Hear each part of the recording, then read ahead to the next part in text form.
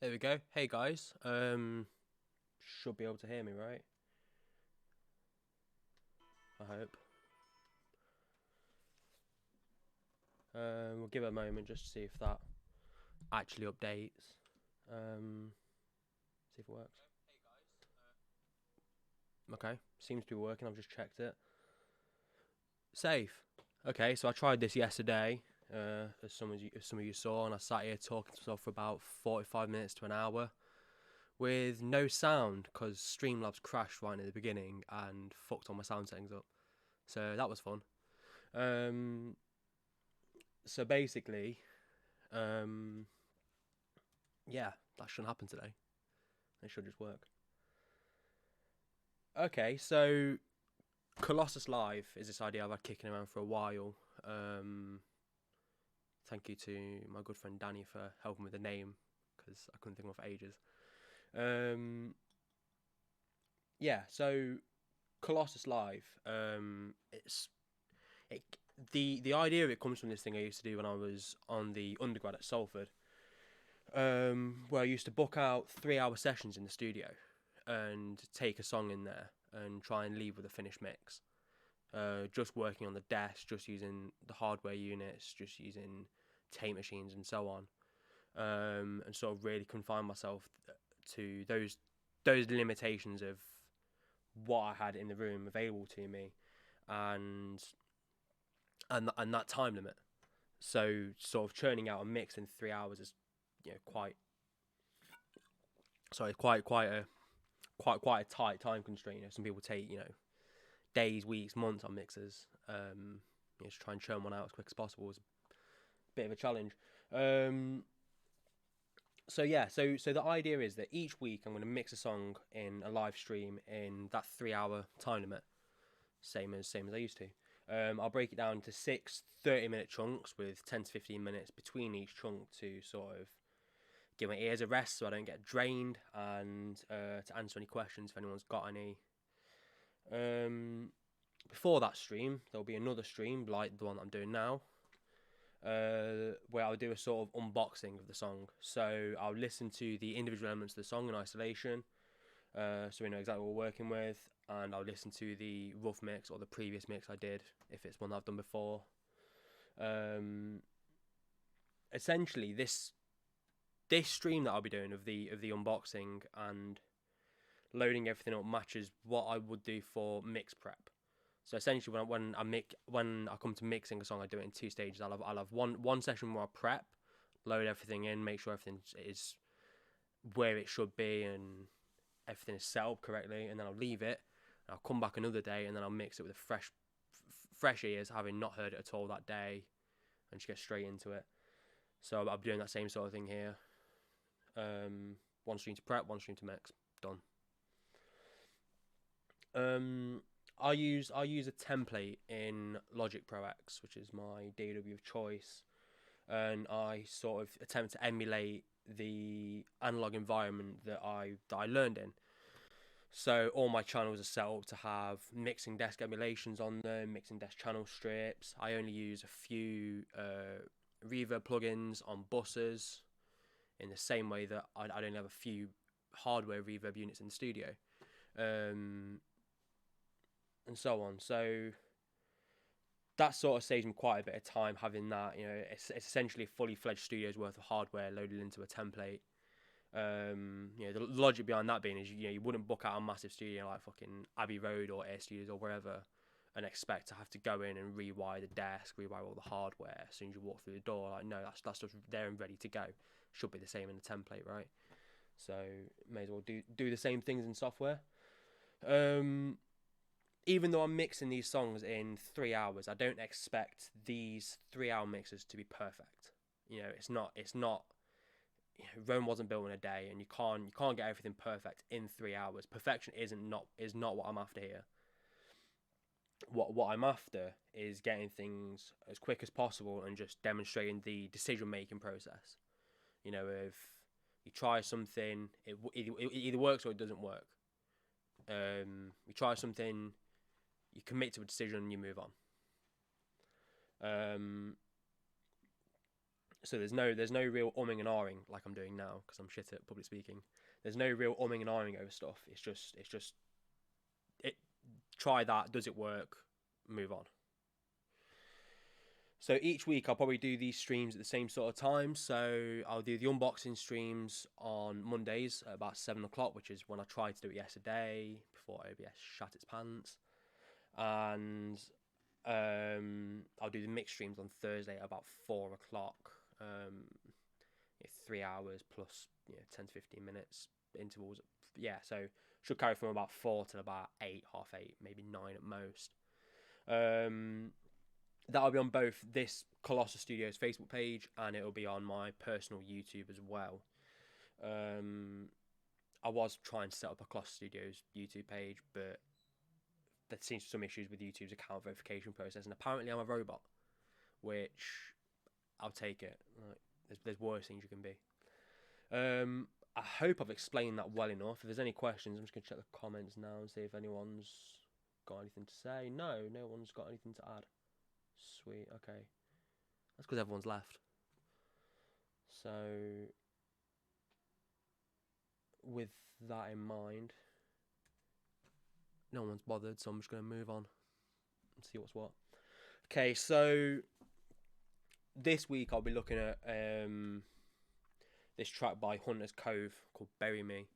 I recorded these guys in my final year of the undergrad at Salford Uni. A great bunch of dudes, and I'll post links to all relevant stuff from them down below, as I think they're all doing their sort of their own thing now, their own solo projects and whatnot. So first thing I'll do is I'll just play the finished mix. Now I did this mix, let's have a look at the timestamps. Okay, so I did the mix, this version of the mix, on the 17th of June 2016, which was around when I moved to Bolton. So it must have been when I first set up the first home studio downstairs. Yeah, so I mixed it 17th of June. And then I think I just tweaked a bit of mastering on it on the 11th of February 2017 for it to go on my website probably. Clearly didn't think it needed much tweaking. I still don't. I still think it sounds decent, but let me know what you think, guys. So I'll play this now.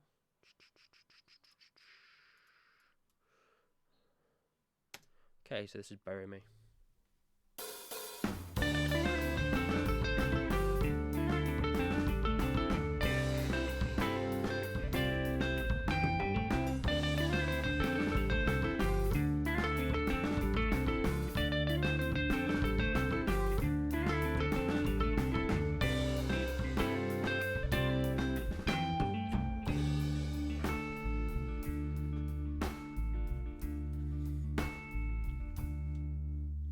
Trying to take you on in your home, trying to bury you down, down and unknown, trying to prize your home apart and settle down comfortably on your battered heart.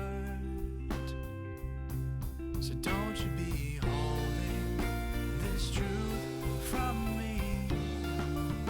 Don't cover up my eyes so I can't see.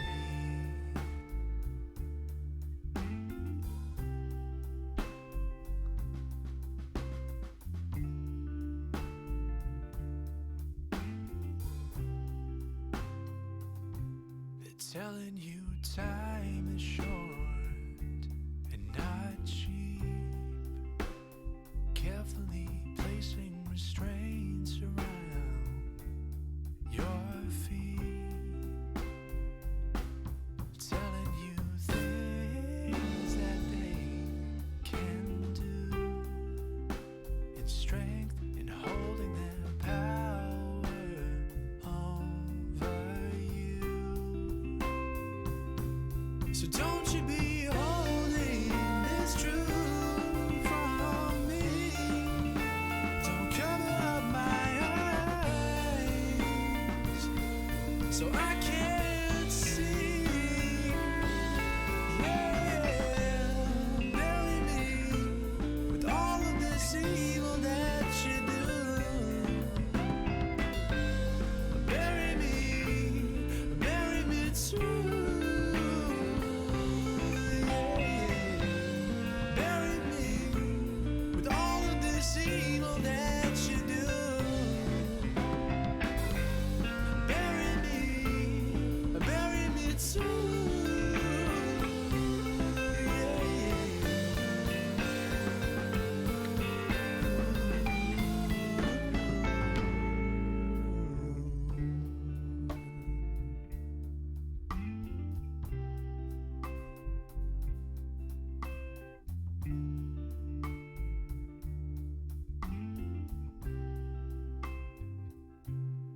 is it that paints your crown of gold, expecting that all of our passions will be sold, expecting to see us on our bed, disbelief and defeat in our end attack.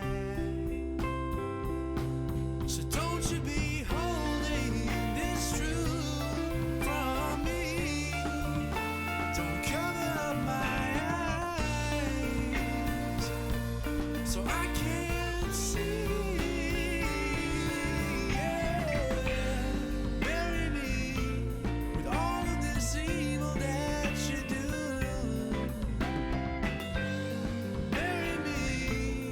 Bury me too.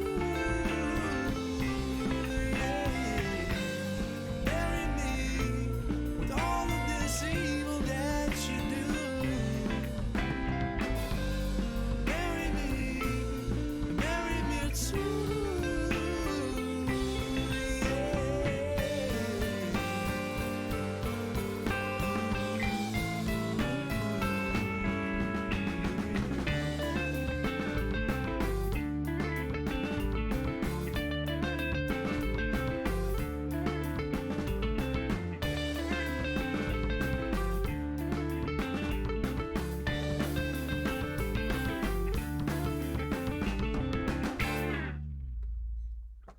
Cool. Yeah, so that was Bury Me by Hunter's Cove. Like I said, that was the version that I mixed in 2016 and then tweeted the mastering on in 2017. So that's the first time I've heard that song in 3 years. Wow. Okay, so I mentioned before that wow before sounded really arrogant. I meant wow, as in it's been that long. I feel old as fuck. Yeah, so I mentioned before that I use a template in Logic, so I'm going to open that up. Right, one sec. Do not disturb. I don't need emails about freeness. Right, okay, so yeah, I'm going to open that template up in Logic and go from there.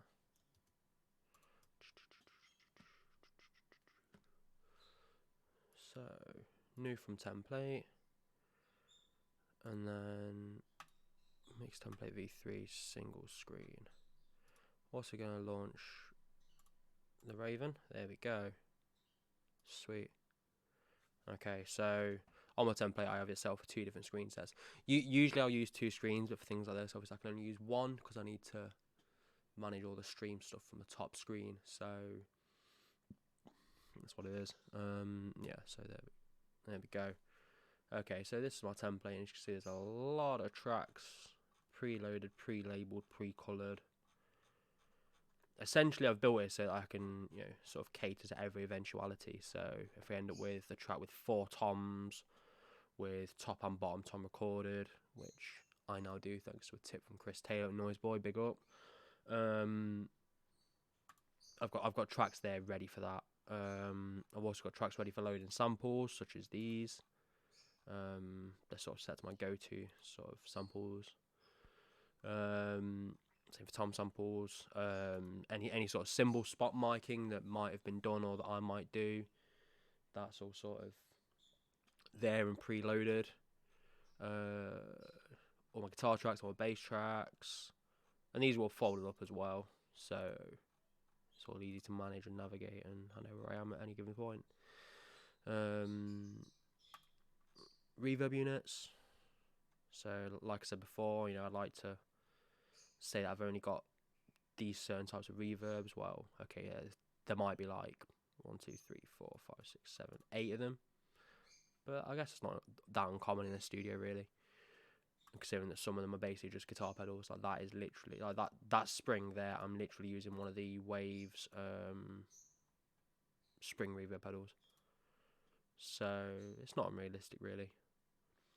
And then these are my final buses, so all instrument tracks, so drums, guitar, bass, etc. goes to here, or vocals, backing vocals goes to here, or reverbs goes to here. Those 3 combined go to the mix pre-compressor. So if I need to EQ anything before it hits my bus compressors, I can do it there. I've then got this track here with a Shadow Hills bus compressor on it, which is sort of my main sort of meat and potato bus compressor. In parallel to that, I've also got a distressor, because oh, that's the wrong one. Distressor. There we go. Because distressors just sound great if you absolutely crank them on the mix and blend it in, get really aggressive and in your face. I've also got a channel here just for bypassing those compressors entirely. If I want something to come through completely uncompressed, completely outside of the bus compression, it goes to there. Those three then combine into this one, and that's where all the heavy lifting and the sort of pseudo mastering, if you like, happens. And that was a much quicker rundown of my template than what I did yesterday, where I went into every single plugin. Why did I do that? That was so long-winded. Okay, so let's start loading these tracks in. So these are the tracks here, which I exported from the original mix earlier today. So we've got kick in, kick out, snare top, snare bottom, hats. Yeah, nothing unusual really. I was in a bit of a weird phase at the time where I just do a mono overhead with a short SM7B, which is actually the mic that I'm using here right now for this. And then I just spot mic any of the cymbals, so hats, ride, crash. Also a mono room mic. Yeah, I was in a bit of a phase of just not liking stereo-ness on my drums, especially for things like this. Like, it didn't really need to be that stereo, so why go to the effort? I'm pretty sure I just recorded DI for the bass on the day, and then I reamped it later on with my Dark Glass B7K and a Ampeg bass amp.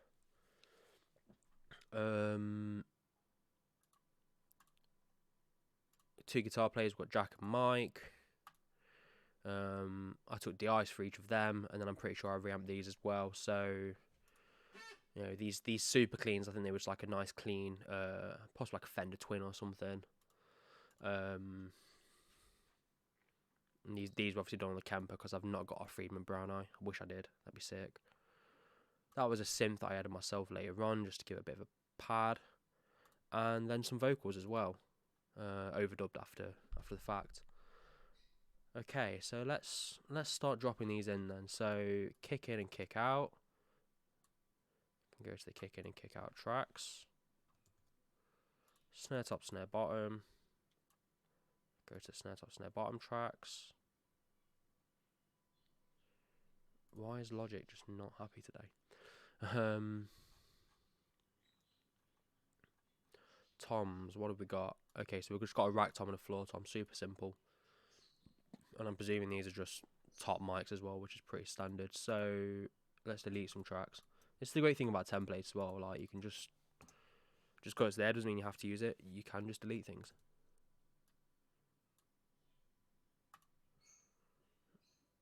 Cool. So they're in. We'll keep these sample tracks there for now because I might want to use some tom samples. We'll see. Cymbal spot mics, that's where our our ride and our crash mics will go. Drop these here. We'll rename these in a minute. I've got a nice little shortcut on the Raven down here that I can use for renaming tracks. Speeds things up a bit. We can delete this fourth one that we don't need. Right, okay. Overheads. So just a single mono overhead, so overhead center. And then we can delete the left, the right, and the stereo overhead tracks. And then room again was it was just a mono mic, but for some reason I've not got a mono room mic set up, so we'll just do that. Drop on the stereo one, turn the left and right off, and there's no weird ambient mics going on, so that can go as well. Sweet. Drums are all in. A lot of empty spaces, but again, it's because of all the sample tracks that they're ready to go. Could hide them, we'll see. Okay, so bass. Got bass DI. Now I've done these in the opposite order what I usually do. So usually on the way I order my tracks in Logic, I've got bass DI, which is just the DI in case I need that for anything. Any sort of bass sub, bass grit, and bass distortion. So generally, I filter my bass into 3 bands. I'll have just the extreme lows there, so anything from like, I don't know, 200 hertz downwards, filter it at that point. Bass grit will just do the low mids and high mids, so from like 200 to, I don't know, like 2K perhaps. And then distortion will just be anything that's above that. As you heard, this isn't really a song that needs a lot of distortion. It's not a high gain metal song or anything like that, so we're not going to be using bass distortion track. So let's nuke that, get rid of that. Right, so bass DI, bass sub first, and then bass B7K can go on the grit track, and that probably makes the most sense.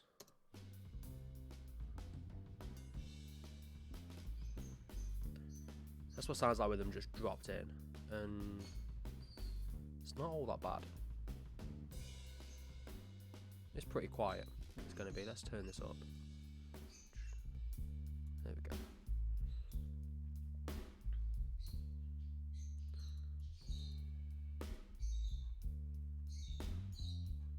But that's completely unmixed. Like, okay, yeah, so there's plugins active, but these plugins here are just doing, that's a bit of gain control, so it's just turning it down so I'm not clipping this straight away. What channel even is this? Okay, so like the cymbals, for example, yeah. So, and then this is just a channel strip, but I've not done anything to it. There's no changes on the EQ. There's no change on the compression. It's pretty transparent. That's just part of my template. Like I just load things up so that it's emulating that desk in particular.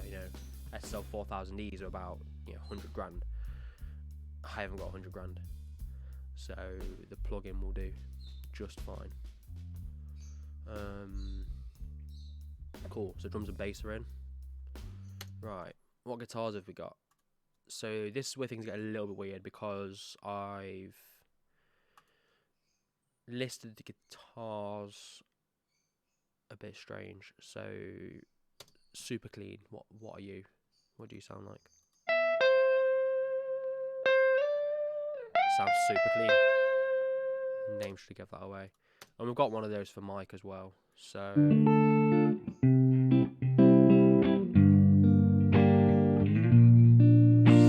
nice. They're both excellent guitar players. I miss being at uni and working with musicians of this sort of level. They're just great. Right, so let's just drop these in on the clean guitar tracks here. Boom.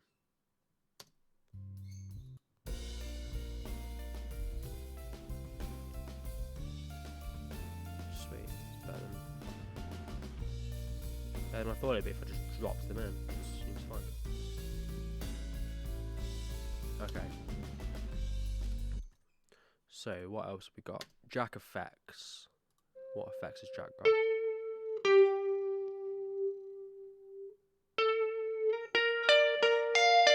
That sounds nice. See, these are things that were just committed to during the recording or reamping process. So again, this is just decision making in effect because saying right, this is the effect we want on this song at this point, and committing to it, and baking it into the track. Like I can't turn that effect off now because it's there. It's there forever. But that's all right because it sounds great. Like committing to things isn't the devil. But I'm going to go on the assumption that that is the same as this Jack lead.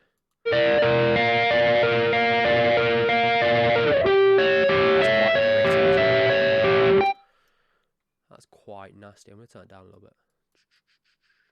There we go. Hopefully you can actually hear me over it now.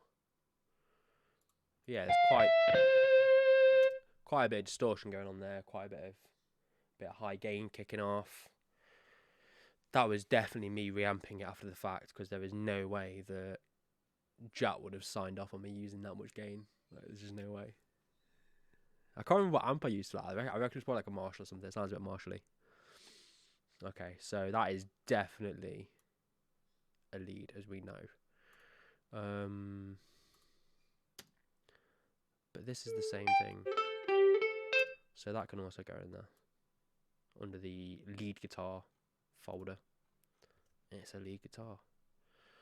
We're not going to bother with these DIs here. So Jack DI and Mike DI, we're not going to bother. The only reason I've got those is in case I was to ever reamp them again and not commit to what we recorded or what I reamped previously.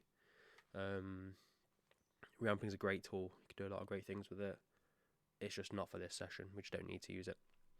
So we can ignore that and move on. Okay, so what are these? So we've got Mike B100 Phaser and Mike B100 Crunchy. B100 is a Friedman Brown Eye amplifier, which I don't own because they're stupidly expensive.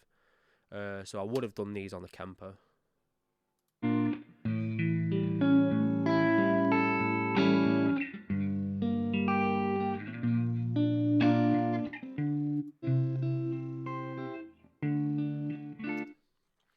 Yeah, they can fall under my crunch guitar category. I reckon this is going to be the same, but without that phaser.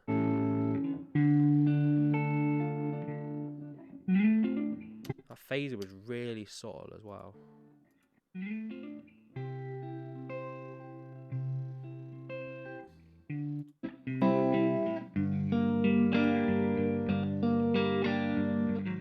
So you can hear it there on the sort of up strokes. And if you go to here, which is literally the same thing without that phaser.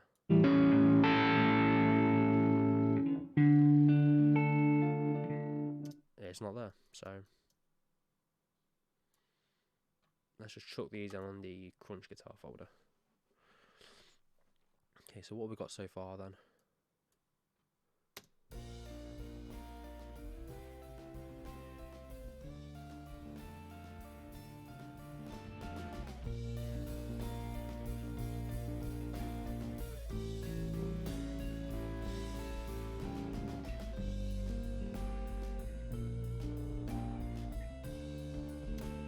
Okay, so what can we take away from that little short snippet there?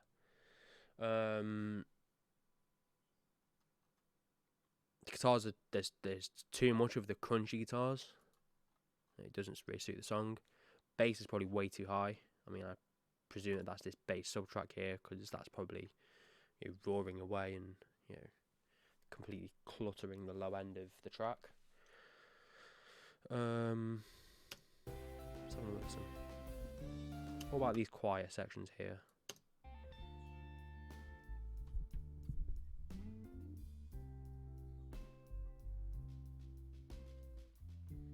Just turn this master up again.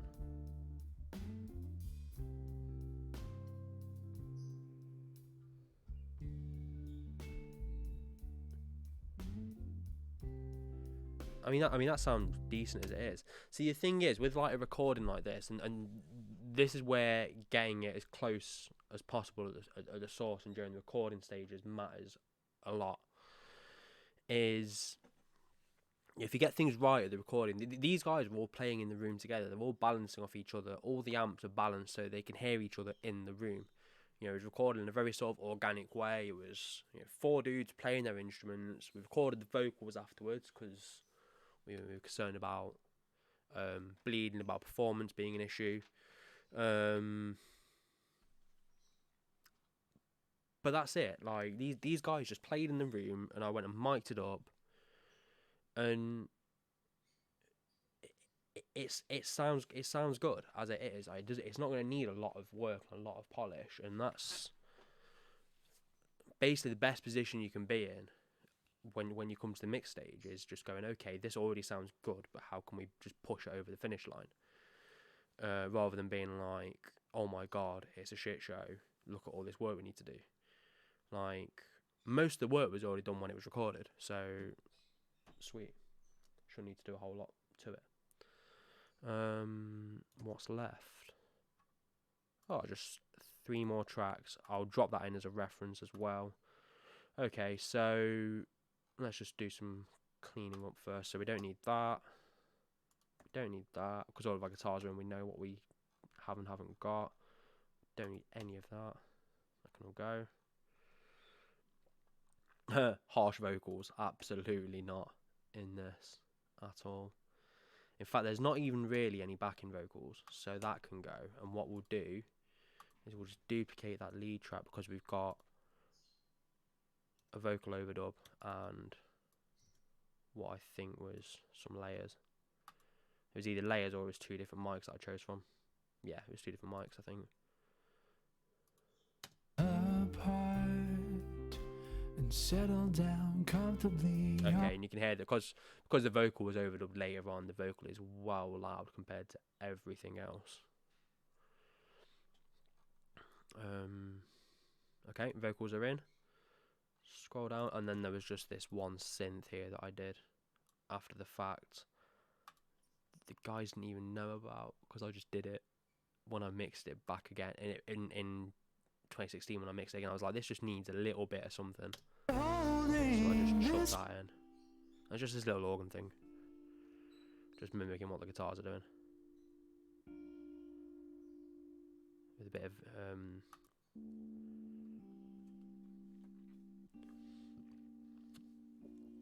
pro snut. It just sounds good.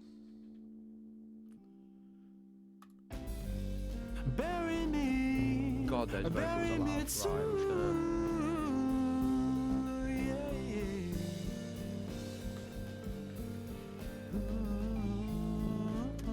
I dare say that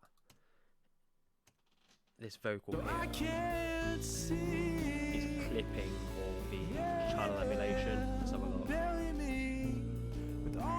It's a bit hot, isn't it? Not look at that. It's pushing right up against and way into the red line of this preamp here, which is where all that saturation and that sort of smearing is coming from. So just sort of, that wasn't meant to happen. There we go. Just knock that back a little bit so it's not completely overdriving everything. There we go. Right, okay. So that is all the files in. There's no orchestral stuff, so we can dash that off.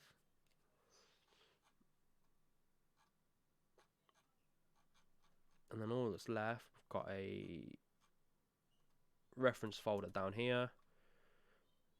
Referencing's good because it just means that I can check my previous work if I need to. And so the way I use this is I'll drag it in, and you know what, like a lot of the time what I'll end up doing is if I'm mixing something where it's in a similar style to something else, I'll just make a few of these tracks and I'll drag, you know, say it's like, I don't know, like The Doors or something, like I'll drag that in there, or you know, whatever it is, like, you know, I'll drag in songs from iTunes and drop them here. And then I can just solo these as I'm listening along and go, oh, how do my guitars compare to that? How do my drums compare to that? How do my vocals compare to that? And so on. And just sort of listen through, comparing it to other things and knowing whether my work is complete shit or not. Which is good to know, I suppose. Yeah, referencing is very important. Okay, so everything is in. So now what we do is we select everything and we go to normalize region. There we go. Individual regions. And this all changed recently. So I guess we'll find out. Peaks at -1. There we go. So I can't see.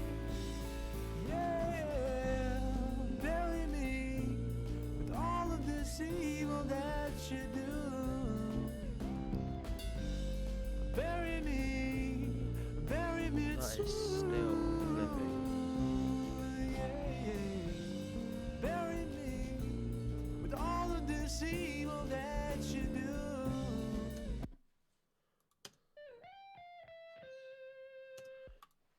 And the reason why I did that was just to try and aid this this sort of gain staging approach of making sure that the audio going into my plugins isn't too loud.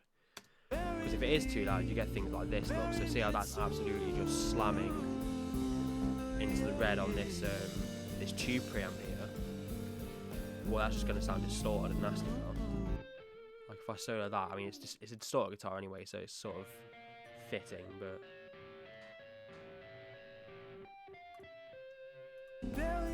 For things like this, if that was to go into the red,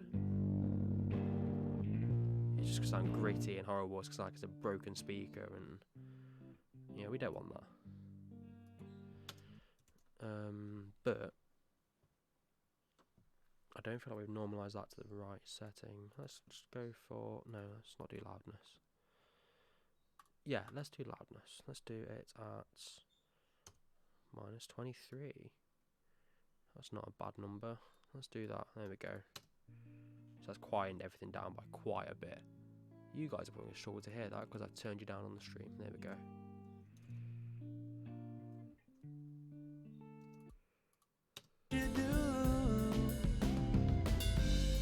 Bury me too. Cool. Okay, so everything's in. Everything's at a sensible level. Let's turn that down by 7. With all of this evil that you do. Bury me. Yeah, this is quite a new feature of Logic. Normalising to a specific level. So I'm still sort of working that into my template, but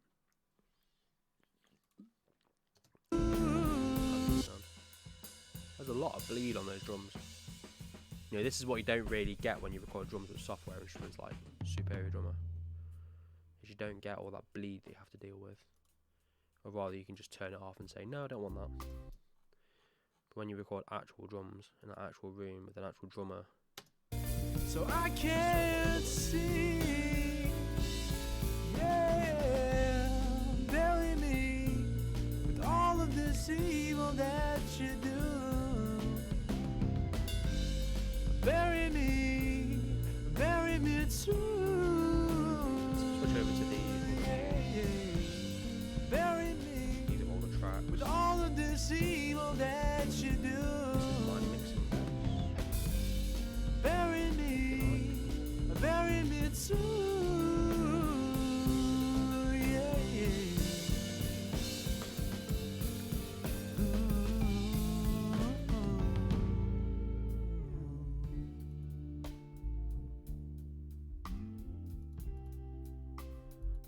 I know why it's so quiet, because I've turned it down there. Why have I done that? What is it that paints your crown of gold? There we go, that's better. Expecting that all of our passions will be sold. Expecting to see us on our backs. Disbelief So and that vocal defeat. is really inconsistent in volume. And that's probably just come down to how I've edited between the mics. Like you can see here that Expecting that all of our this channel here. passions will be sold. and the next vocal comes in here. Expecting to see And us. it's quite a bit quieter. Disbelief and So that's something that I'll be addressing in the mix straight away. Other than that, I don't think there's really a lot of mix prep left to do. Just one thing: select all tracks, and then if you see down the Raven down here in these green boxes, I've got a bunch of things for renaming and recoloring the tracks to suit. So I'm going to rename the tracks, which are these ones here, by the regions, which are these ones here. Yep, so these grey boxes to the side of the tracks, these red boxes here are my drum regions. So if I select all and then rename tracks by regions, all these names here now change to match what's here, which is a pretty cool way of doing it. And it also means that the Raven doesn't shit the bed when I change over to the mixer view. Or it